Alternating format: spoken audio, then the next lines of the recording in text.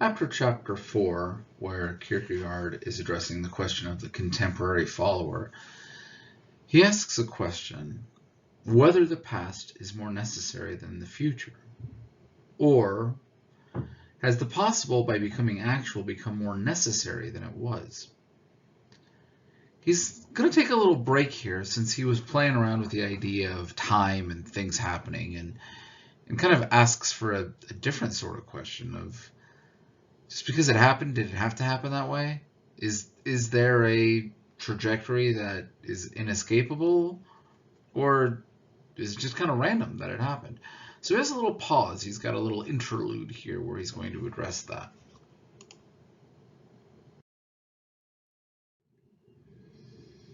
So, beginning on page 72, he asks, "My dear reader, we assume then that this teacher has appeared, that he is dead and buried, and that an interval of time has elapsed between chapters 4 and 5. Here becomes a secondary purpose where he's trying to allow for the idea of time progression, so he introduces another little comment.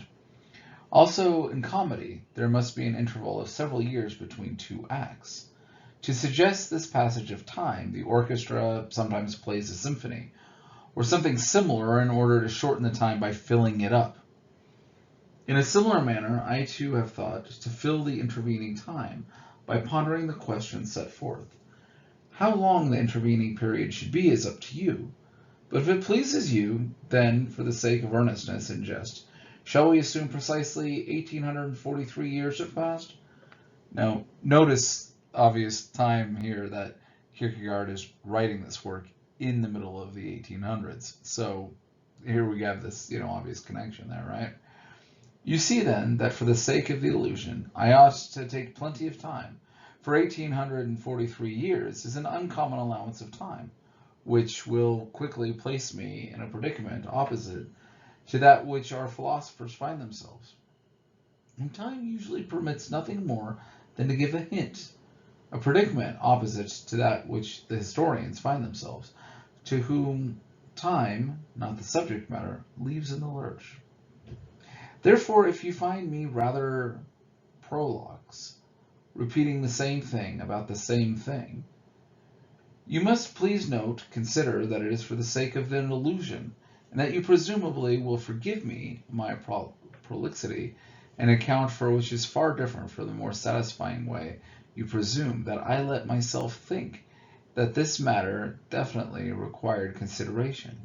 Yours as well, inasmuch as I suspect you of not fully understanding yourself in the agreed, although I by no means doubt that you have fully understood and accepted the most recent philosophy, which, like the most recent period, seems to suffer from a strange inattention confusing the performance with the caption.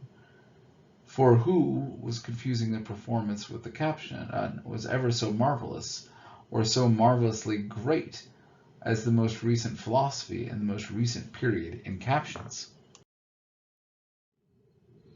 Let's turn our attention now to section 1 here, coming into existence.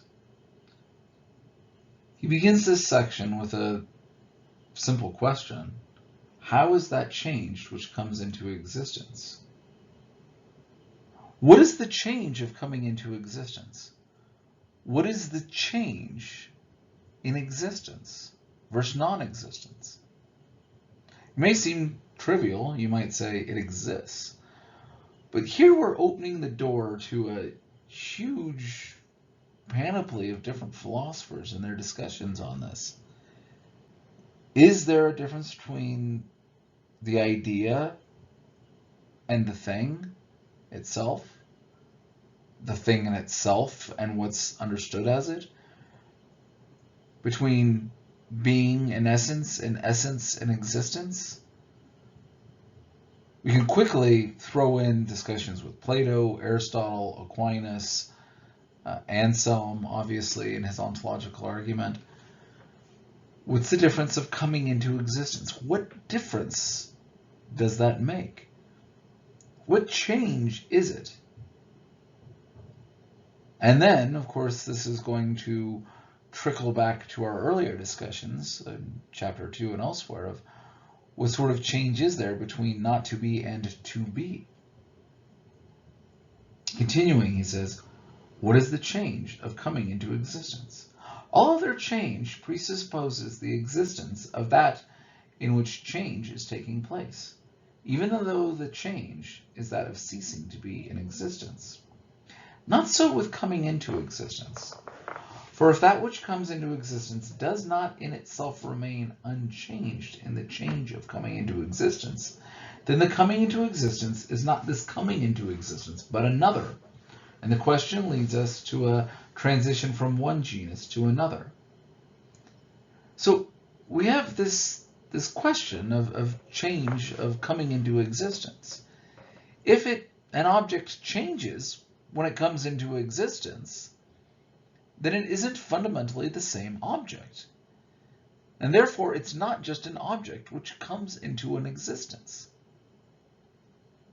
If, on the other hand, which will say that there's no change whatsoever, then fundamentally, what is the difference of existing and not existing? And what does that mean? In that, the questioner, in the given case, either sees a different change along with the change of coming into existence, which confuses the question for him, or he errs with regard to which comes into existence, and thus is in no position to ask. If in coming into existence a plan is intrinsically changed, then it is not this plan that comes into existence. But if it comes into existence unchanged, what then is the change of coming into existence? This change then is not in essence, but in being. And therefore, as we're relating the notions of essence and being, we may be able to also draw connections later on with Occam and others who play around with this idea of essence and being, between existence and essence. Even Boethius with existence as well is addressed. Continuing on, but this non-being that is abandoned by which comes into existence also exists for otherwise. That which comes into existence would not remain unchanged in the coming of existence unless it had been at all, whereby once again, and for another reason, the change of coming into existence would be absolutely different from any other change, because it would be no change at all. For every change is always presupposed as something. This is what we talk about changing, right? That there's some sort of difference in there, that we presuppose some difference. That's why we're saying it changed, otherwise it would have remained the same. But such a being that nevertheless is a non-being is a possibility, and being that it is being is indeed actual being or actuality, and the change of coming into existence is a transition from possibility to actuality. Now, notice that this is Aquinas' first way, his first proof for the existence of God, right? That the possibility to actuality and that distinction, right? Can the necessary come into existence? Coming into existence is a change. But since the necessary is always related to itself and is related to itself in the same way, it cannot be changed at all. All coming into existence is a suffering. And the necessary cannot suffer the suffering of actuality. Namely that the possible, and not merely the possible that is excluded, but even the possibility that it is accepted, turns out to be nothing the moment it becomes actual, for possibility is annihilated by actuality. Right? You're not potentially and actually the same thing. You're either one or the other. You're not potentially hot and hot. You might be potentially hotter, but you're either hot or you're not. Right? You're either potentially moving or you're moving. Your potentiality gets annihilated by this actuality. Precisely by coming into existence, everything that comes into existence demonstrates that it is not necessary, for the only thing that cannot come into existence is the necessary, because the necessary is. Now, once again, we're looking back at Aquinas, and this is his third way, right? The argument of potentiality and actuality, right? This is the same sort of argument of necessary, and this is the problem that we have with infinity as well. that there can't be an actual infinity, there has to be a first. There has to be something that is necessary, and that's what we get here. Is not necessity then a unity of possibility and actuality? What would this mean? Possibility and actuality are not different in essence, but in being. And so here's his division, right? It's not the essence that's different, but the being that's different. The essence of it, of what something truly is, doesn't change by it being in existence or not, but the being goes from a state of not to be to be. How could there be formed from this heterogeneity a unity that would be necessary, which is not a qualification of being, but of essence, since the essence of the necessary is to be? In such a case, possibility and actuality and becoming necessity would become an absolutely different essence, which is no change. And in becoming necessity, or the necessary, would become the one and only thing that precludes coming into existence, which is just as impossible as is the self-contrary. Here, he posits the Aristotelian proposition: it is possible to be, it is possible to not to be. It is not possible to be. The doctrine of true and false propositions here, using Epicurus, confuses these two. And he kind of moves on from there. Top of 75. Nothing whatever exists because it is necessary, but the necessary exists because it is necessary or because the necessary is. So in some ways, here's the answer to his first question, that nothing that exists because it's necessary, unless it is necessary or that it simply is. The actual is no more necessary than the possible, for the necessary is absolutely different from both. If I'm flipping a coin, it's possible it can be heads, it's possible it can be tails. What's necessary is that it's either heads or tails, assuming it's not a trick coin, right? So we have this different argument here. He also states at the end of that paragraph, the possible cannot be predicated of the necessary. The change of coming into existence is actuality. The transition takes place in freedom. Now, every time we use the word freedom here for Kierkegaard, we should understand that there's an argument engaged with Hegel and therefore also with Kant, because there is, especially for Hegel and his notion of Geist, very much this idea of freedom permeating everything, that the Geist is freely moving from the world Geist to decide, the thesis, antithesis, synthesis argument.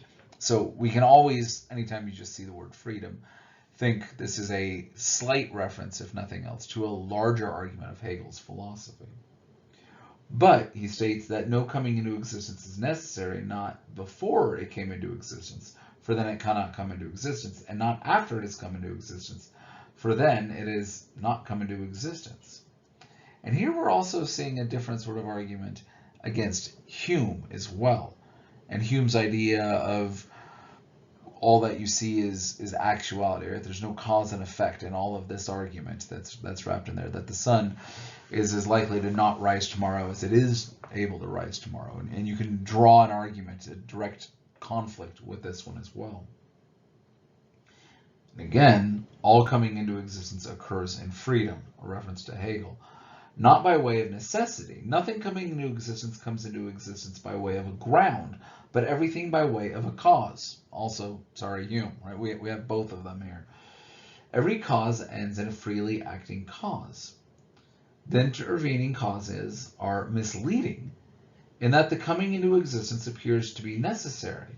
The truth about them is that they, as having themselves come into existence, definitely point back to a freely acting cause. So by showing that they have come into existence, it shows that they were the effect of a cause, and that cause would have been done in freedom, a la the arguments of Hume. As soon as coming into existence is definitely reflected upon, even an inference from natural law is not evidence of the necessity of coming into existence, as would be argued by Hume, right? So also the manifestations of freedom, as soon as one refuses to be deceived by its manifestations, but reflect on this coming into existence. Here in this little section of just the argument of what is coming into existence and what does this mean, we're engaged into a much larger philosophical argument where we're pointing to arguments of Aquinas, Hume, Hegel, as well as everyone else who ever made an argument between essence and existence. Boethius would be included in this argument as well. Section 2, the historical. Everything that has come into existence is ipso historical. That becomes the basis of what we would say is the argument of what is historical, right? For even if no further historical predicate can be applied to it, the crucial predicate of the historical can still be predicated, namely, that it has come into existence. Something whose coming into existence is simultaneously coming into existence has no other history than this, but nature, even when perceived in this manner, apart from that more ingenious view, calls the history of nature into a special sense, does have a history. First paragraph 176. But the historical is the past, for the present, on the border of the future, has not yet become historical. How then can nature, although immediately present, be said to be historical unless one is thinking of that more ingenious view? The difficulty arises because nature too is too abstract to be dialectical in the stricter sense of the word with respect to time. Right? Nature and time doesn't go back and forth and argue just because it is. It seems that it is. We don't have that counterpoint of what could have also been. Nature's imperfection is that it does not have a history in another sense. Right? There's not the history of potentiality. There's only the history of what actually happened. And its perfection is that it nevertheless has an intimation of it. It is, however, the perfection of the eternal to have no history, and of all that is, only the eternal has absolutely no history. Yet coming into existence can contain within itself a redoubling, that is, a possibility of coming into existence within its own coming into existence. Here, in the stricter sense, is the historical, which is dialectical with respect to time.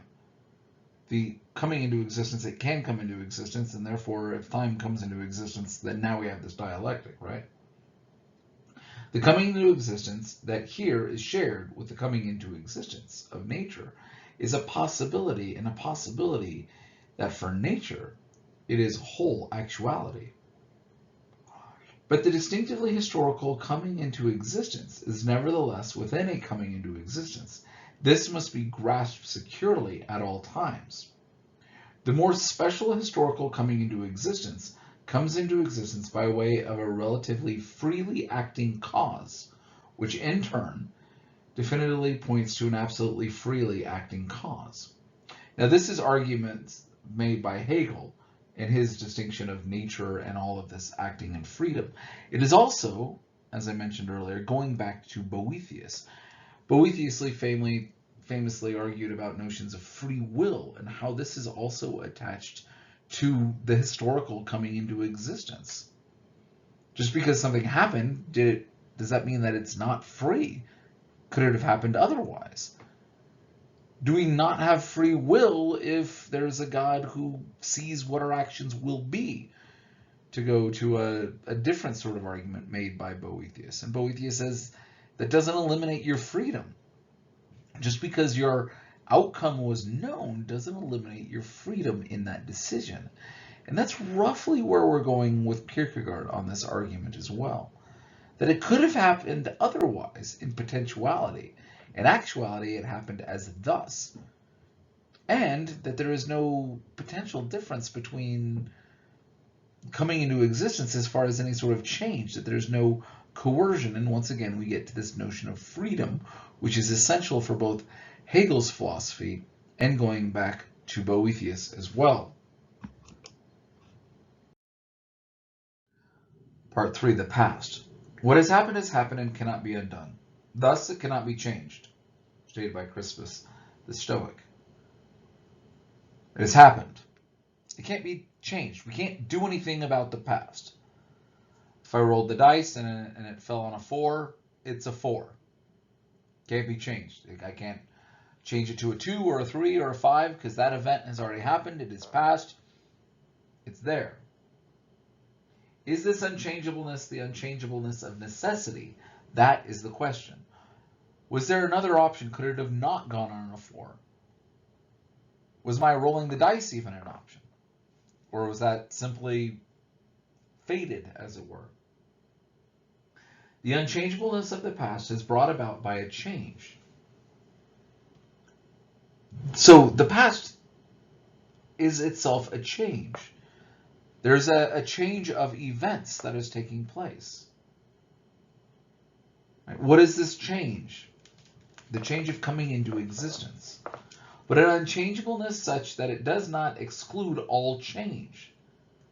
So this is changing of coming into existence doesn't exclude every other change along these lines. Since it is not excluded this one for all change, it is excluded only by its being excluded at every moment. The difference is that it's now in this moment instead of every other moment. It's all the other times that this event happened, it's now happened here. It's excluded from every other point. That's the limitations that we can easily say that have happened in time. You know, it happened at exactly this moment in time, in this date, in this year, etc. That means it didn't happen anywhere else. That it has come into existence in this moment. But again, does that make any sort of change? The past can be regarded as necessary only if one forgets that it has come into existence. But is that kind of forgetfulness also presupposed to be necessary? We all know the past has come into existence, but is there any sort of other difference that is going to be made, right? Is it necessary, or is it just what happened? Down about 4 or 5 lines. But the unchangeableness of the necessary that is constantly related to itself and is related to itself in the same way and excludes all change is not satisfied with the unchangeableness of the past, which, as shown above, is not only dialectical with regard to an earlier change from which it results, but must be dialectical even with regard to a higher change that nullifies it. Again, there's this nullification by being actuality instead of potentiality, that this is a change that takes place, but is this one in essence or only that of existence? The future has not yet occurred as yet, a statement we should all be able to agree upon. But it is not because of that less necessary than the past, inasmuch as the past did not become necessary by having occurred, but on the contrary, by having occurred, it demonstrated that it was not necessary. So this is an odd sort of argument that's being made here, a little circular almost, right?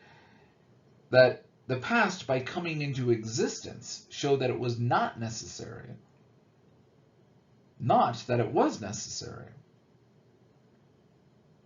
because there is a change that took place, and there is an exclusion of certain times that have happened as well. If the past, he continues, had become necessary, the opposite conclusion could not be drawn with respect to the future, but on the contrary, it would follow that the future would also be necessary. If necessity could supervene at one single point, then we could no longer speak of the past and the future. To want to predict the future, an argument generally identified as prophecy, and to want to understand the necessity of the past are altogether identical.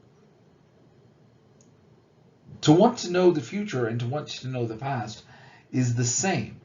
You're inquiring about history. You're inquiring about the coming into being of a moment, of an action. Only the prevailing fashion makes the one seem more plausible than the other to a particular generation.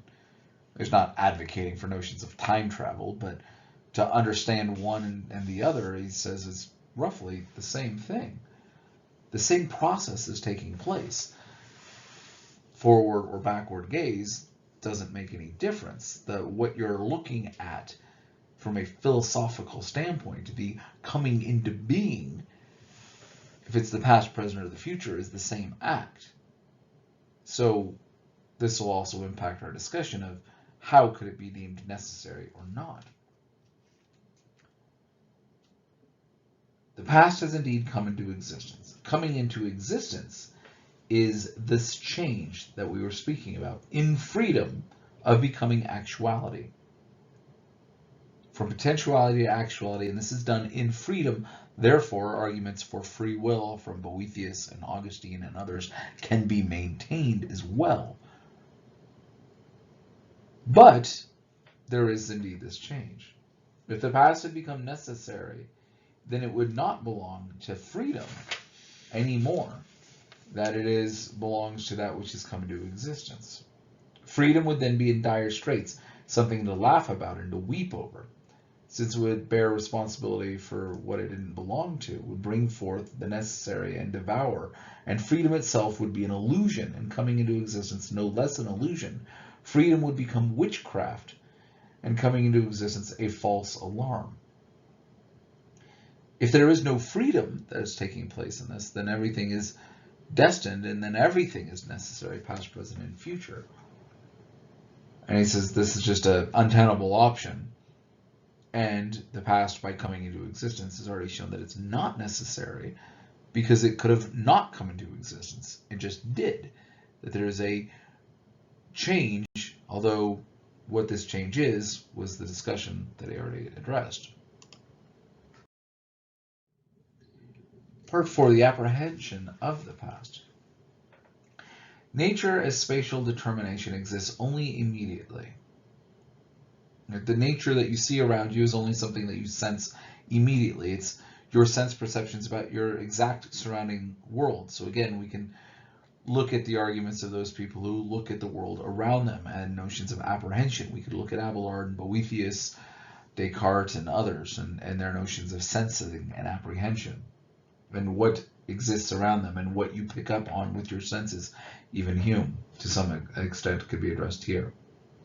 Something that is dialectical with respect to time has an intrinsic duplexity, Doppelheit, right? So that after having been present, it can endure as a past.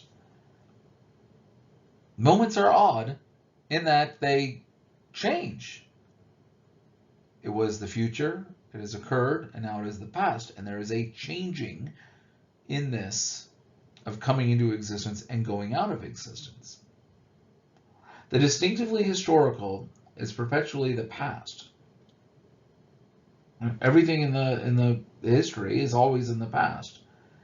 And it's something bygone is actuality, for it is certain and trustworthy that it has occurred. But that it occurred is, in turn, precisely its uncertainty, which will perpetually prevent the apprehension from taking the past as if it had been that way from eternity. Only in this contradiction between certainty and uncertainty, the discernment, distinctive mark of something that has come into existence, and thus also the past, is the past understood.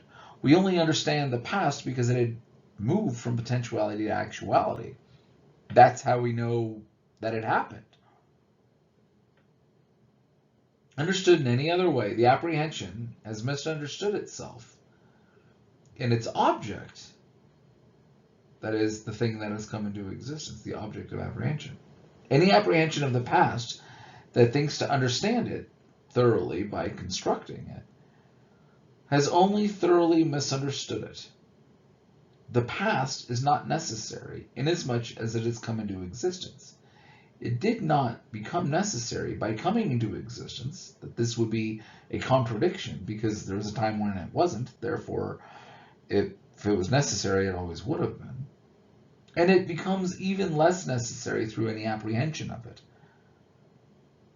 If we can speak of things being less necessary or more necessary, unless we're going to talk about something as absolutely necessary, right? The fact that we don't know if I roll the dice if it's going to land on a 4 or a 6 or whatever, it's not necessary that it happens. Once I roll the dice it's still, while it's rolling, not necessary, and I could have not rolled the dice. This changing, this moment, has now been what's defining something as necessary or not. Here he says distance in time prompts the mental illusion, just as distance in space prompts a sensory illusion. That when we're thinking of an event, there's an illusion that is wrapped in there, just like we're not, because we're not fully understanding it. The contemporary does not see the necessity of which comes into existence, but when centuries lie between the coming into existence and the viewer, then he sees the necessary, just as the person who distances something square as round.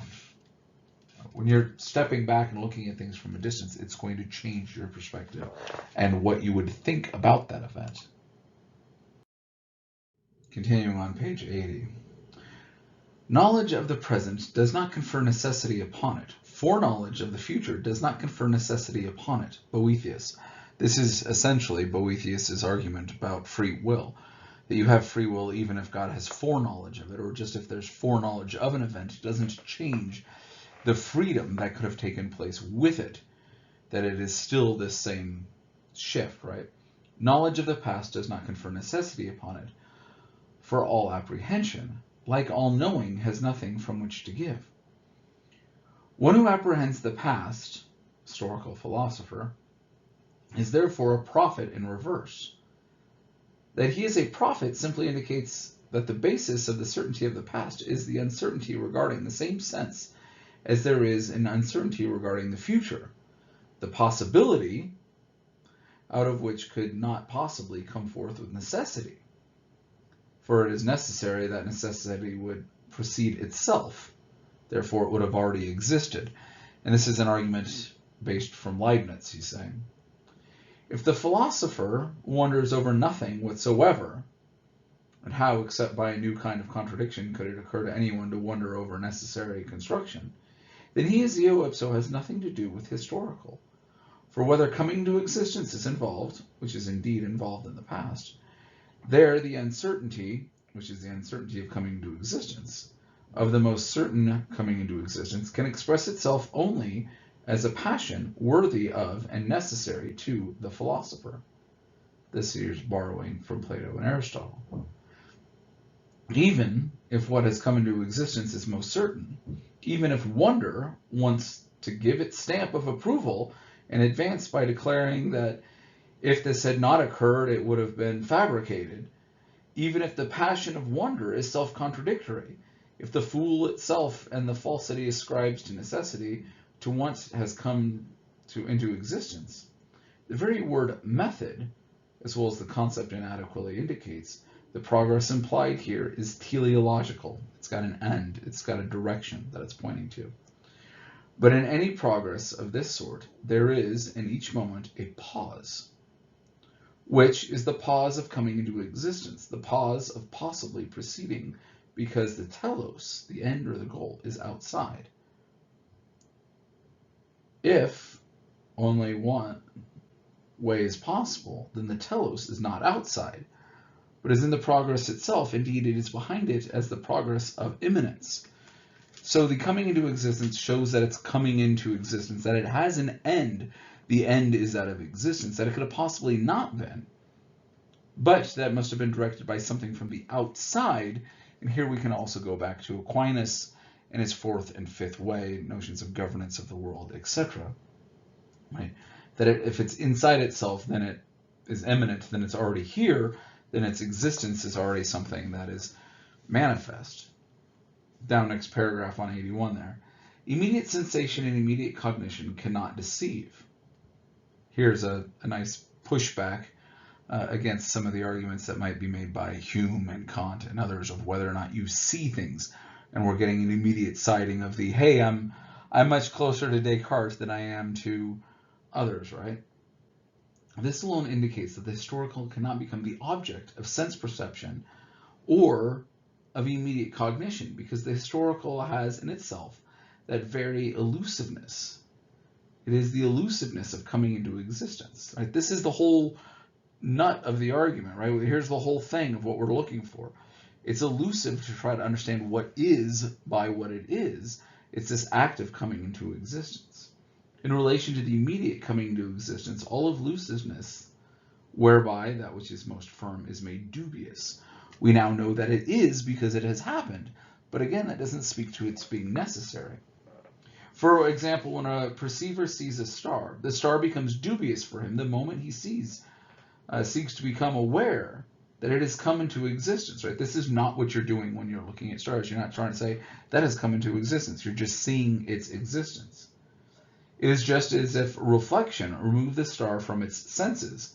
Now here, we're also having a little nod towards Kant and whether or not the nomina is knowable or not. While we're saying we're not being deceived by our senses and citing much more closer to Descartes, we're also saying that we might not know the thing in itself, though our senses are not being deceived. It is clear then that the organ for the historical must be formed in likeness to this, must have within itself the corresponding something by which it incertitude is continually annuls the incertitude that corresponds to the uncertainty of coming into existence, which is of course a double uncertainty. The nothingness of non-being and the annihilated possibility, which is also the annihilation of every other possibility.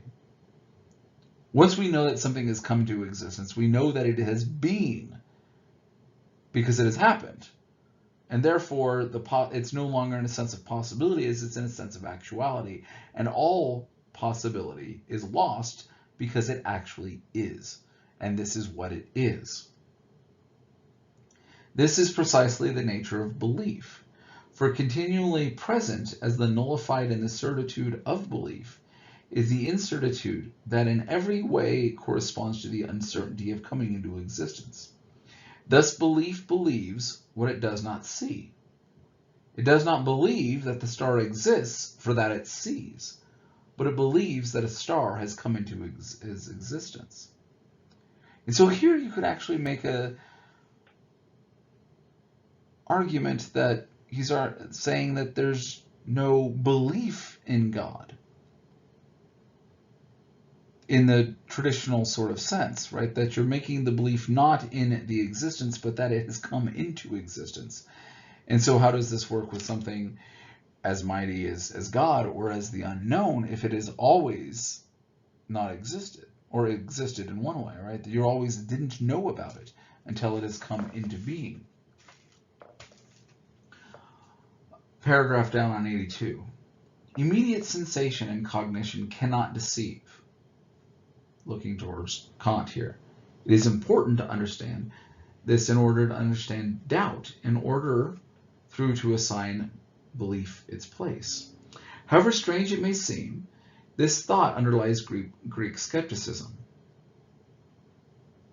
Yet it is not so difficult to understand this, or to understand how this casts light on belief, provided one is not utterly confused by the Hegelian doubt about everything, against which there is really no need to preach. For what the Hegelians say about it is as much nature as it would be rather in favor of a modest doubt to whether there really is anything to their having doubted something. If you're going to doubt everything, how is that any different than saying I'm doubting just this? Is it your vantage point? Is it the starting point? Or is it the entire system? Greek skepticism was a withdrawing skepticism. They doubted not by virtue of knowledge, but by virtue of will. So as a skeptic, you're not doubting everything because you're not certain. You're choosing not to accept something as the case. This is what he's arguing is the point of skepticism. There's a larger argument connected with Stoicism as far as why the skeptics want to say this, because to be wrong is an error, is the sort of argument that's being made by classical skeptics, right? That to be wrong is a grievous thing. Therefore, if you suspend all judgments, you can't be wrong about anything, and therefore your knowledge is pure.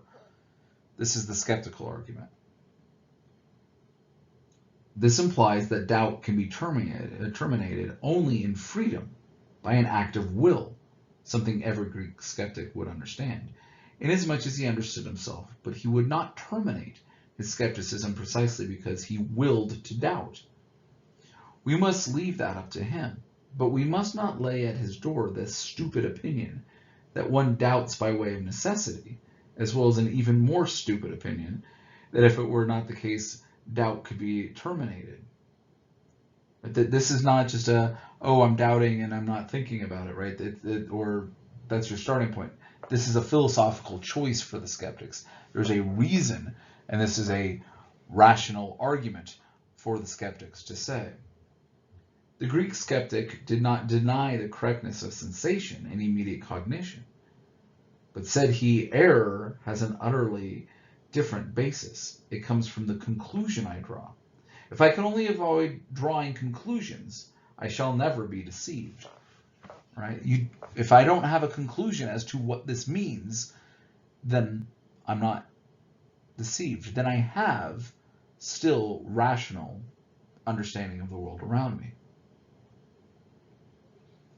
Middle of the first paragraph on 83, he says, these predicaments do not express what is distinctive in Greek skepticism, which unfailingly used cognition only to perceive the cast of mind, which was the main consideration, and therefore it was not even declare the negative cognitive results, lest it be trapped in having drawn to the conclusion.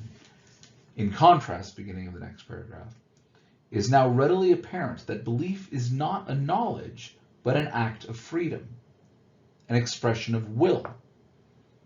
So by using the skeptics and their rejection of sensation, of just taking what they see in on their own, Kierkegaard has argued that we now have the idea that belief is not knowledge, but is an act of will. One chooses to believe.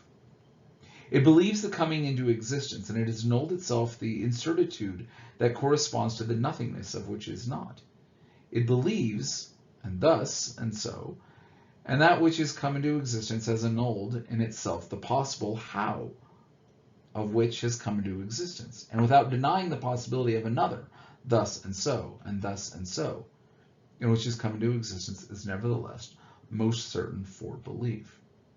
You believe that it has come into existence, but by its coming into existence, that doesn't mean that it couldn't have come differently, or that something else couldn't have come into existence at this moment in this way either.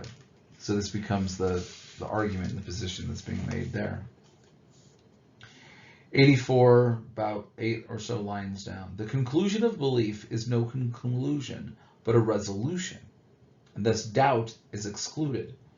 When you believe, you're making a conclusion. You have a willful argument that this is the case, and as such, doubt goes away. It might seem to be an inference from effect to a cause, which, when belief concludes, this exists, ergo it came into existence.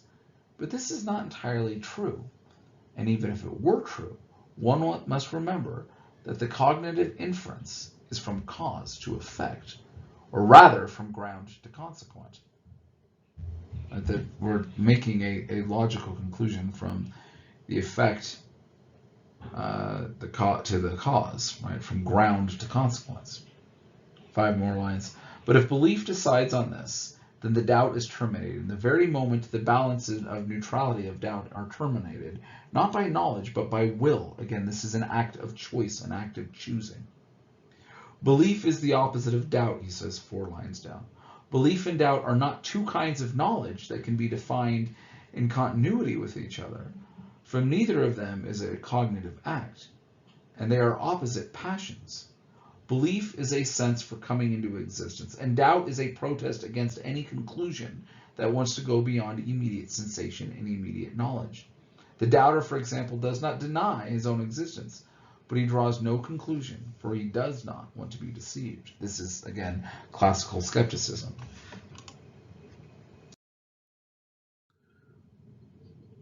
Paragraph down on 85. Instead of having the immediacy of sensation and cognition, the person who is not contemporary with the historical has a report of contemporaries to which he relates in the same manner as the contemporaries to the immediacy.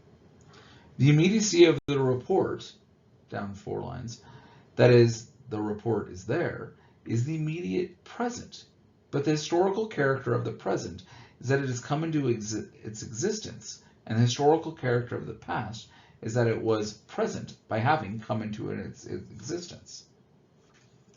Bottom of the page. Thus, at no moment does the past become necessary, no more than it was necessary when it came into existence, or appeared necessary to the contemporary who believed it. That is, believed that it had come to existence. Belief and coming into existence correspond to each other and involve the annulled qualification of being, the past and the future and the present, only insofar as it's regarded under an annulled qualification of being as that which has come into existence. Necessity, however, pertains to essence, and as such a way of qualification of essence specifically excludes its coming into existence. So here he's making the argument of essence versus existence, and what is this distinction between the two? And this is a great place to pull out and examine distinctions between him and Aquinas, or a whole host of others who are making these arguments and distinctions between essence and existence. Occam is another fantastic one to look at it in this way as well.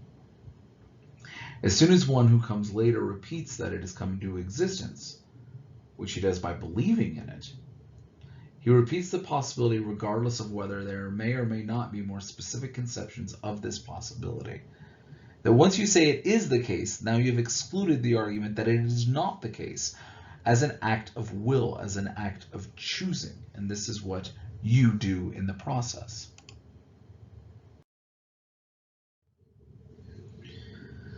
The appendix becomes an application of what it is we're supposed to do with this point. What has been said here applies to the directly historical, whose contradiction is only that it has come into its existence, whose contradiction is only that of coming into existence. For here again, one must not be deluded into thinking that it would be easier to understand that something has come into existence after all it has come into existence than before it has come into an existence. We have this logical problem in our brain of thinking that something is necessary before or after it has happened, but not before. And here he's saying that both are equally not as necessary.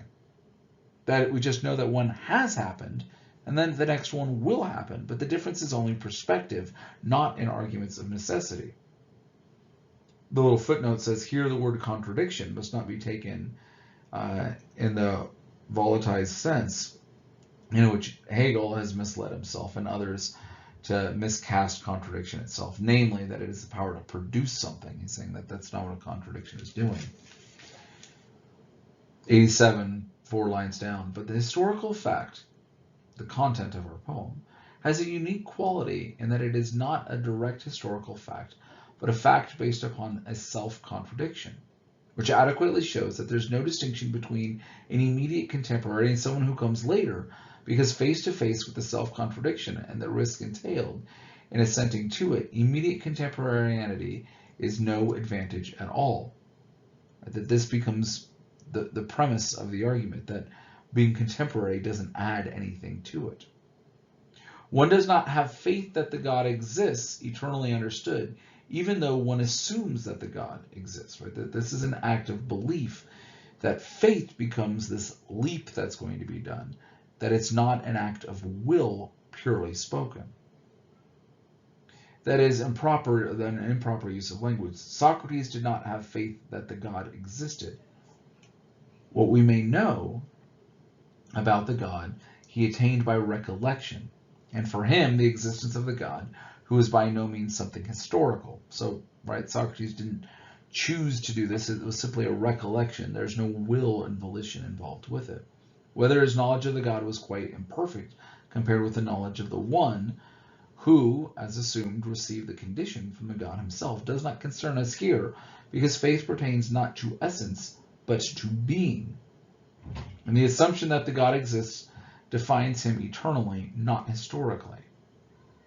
The historical is that the God has come into existence for the contemporary, that he has been one present by having come into existence for the one coming later.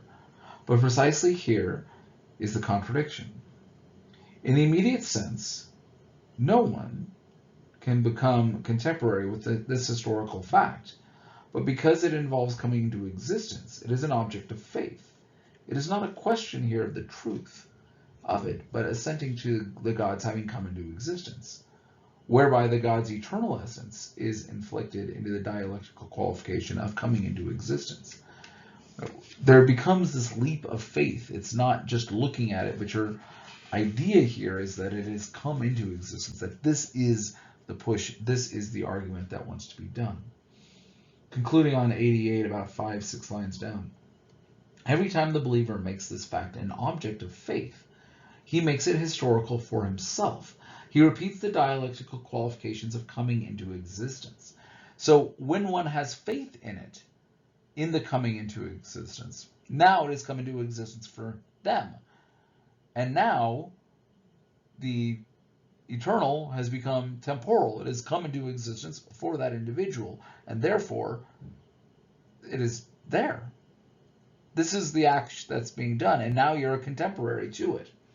No matter how many millennia have passed by, no matter how many consequences that fact elicited in its train, it does not therefore become more necessary, and viewed definitely the consequences themselves are only relatively necessary inasmuch as they rest in that freely acting cause, to say nothing of the most inverted notion of all, that it should become necessary because of the consequences, since consequences as a rule have their basis in something else, and do not give the basis for that.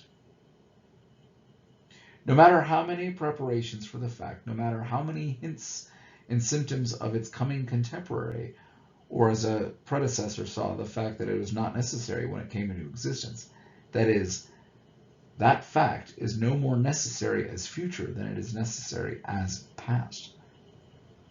That each of which, the past and the future, are equally necessary, that coming into existence doesn't make things more necessary. In fact, it shows that it was not necessary because it could have not been. This is the argument that he's going to make. You become a contemporary, though, when you believe in something, and in that moment, you bring it into your moment, and that is now where you're present in it.